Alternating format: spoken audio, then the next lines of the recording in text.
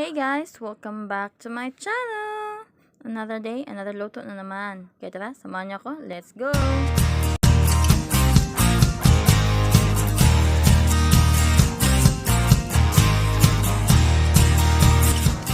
Ang lulutuin po natin for today ay sinigang na hipon. Ayan, nagayat lang ako dito ng mga sahog natin.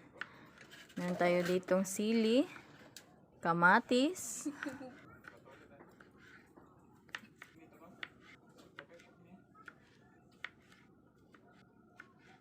meron tayong sibuyas,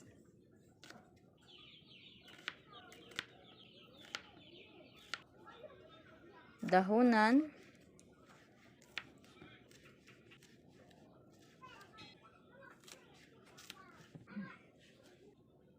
talong,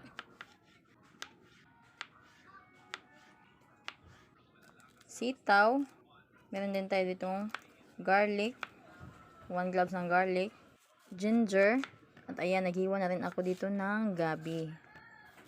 Nakapaghiwa na rin pala ako dito ng kamyas guys, hindi ko lang na-videohan.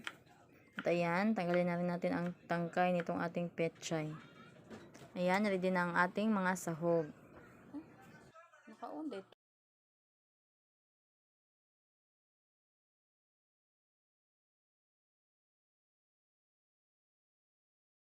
Tara, simulan na natin ang pagluluto.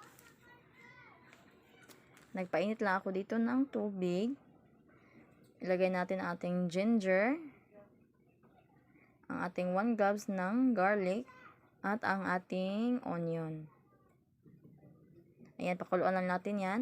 At kapag kumulo na, pwede nating ilunod ang ating gabi. Antayin lang natin lumambot itong ating gabi. Saka natin ilagay ang ating iba pang mga sahog. Nailunod ko na nga pala yung iba pang mga gulay natin dito guys. Di ko lang na-videohan.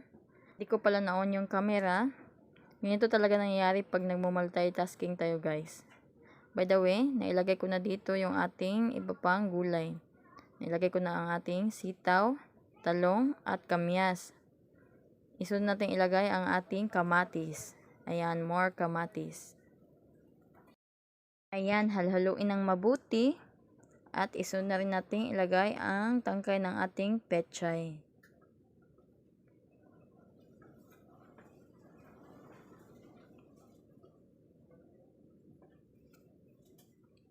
Haluin lang.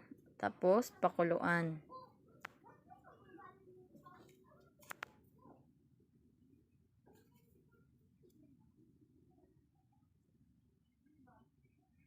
Ayan, kumukulo na. Ilagay na natin ang ating hipon. Ang laki ng hipon natin guys. Fresh ko itong nabili sa halagang 100 pesos.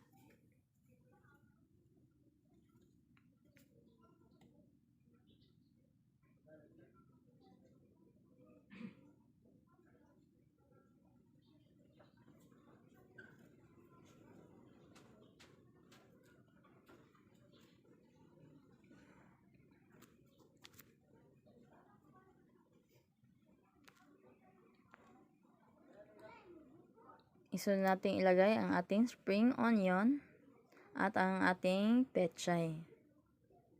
Ayan, paghaluin lang ng mabuti.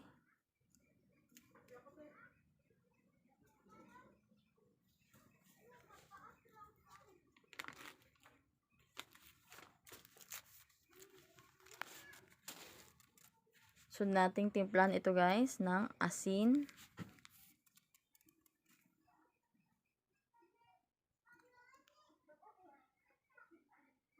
At paminta.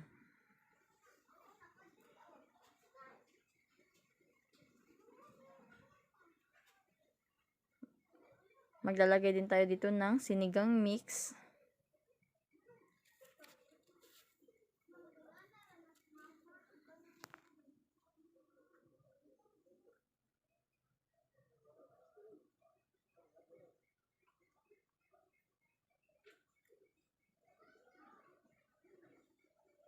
Haluin ng mabuti.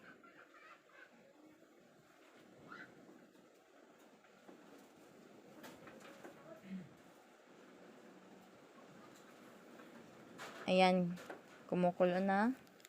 Tikman kung naayon ba sa inyo mga panlasa.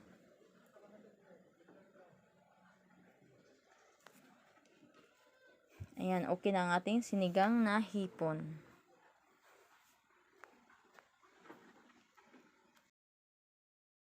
If you like this video, please give it a thumbs up, subscribe, and click the notification bell for more videos like this. Thank you for watching. Bye. God